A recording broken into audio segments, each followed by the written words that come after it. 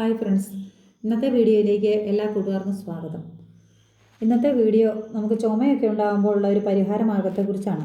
ചുമയുണ്ടാകാത്തവരായിട്ട് ആരും ഉണ്ടാകത്തില്ലല്ലോ. അപ്പോൾ ചെറുനാരങ്ങ ചെറുതാണെങ്കിലും ഇവൻ ആള് അത്ര കുഞ്ഞനല്ല കേട്ടോ.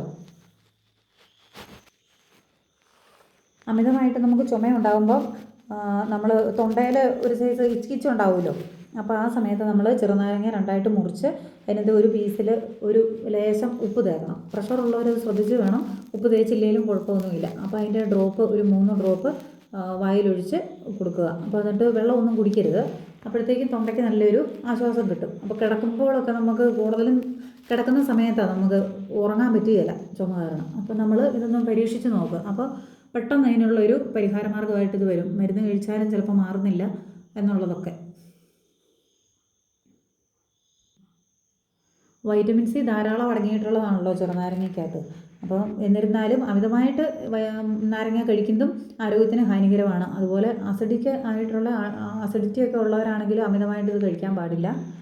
അപ്പോൾ പല്ലിനും ഒക്കെ പുളിപ്പ് ഉണ്ടാകാൻ സാധ്യതയുണ്ട്.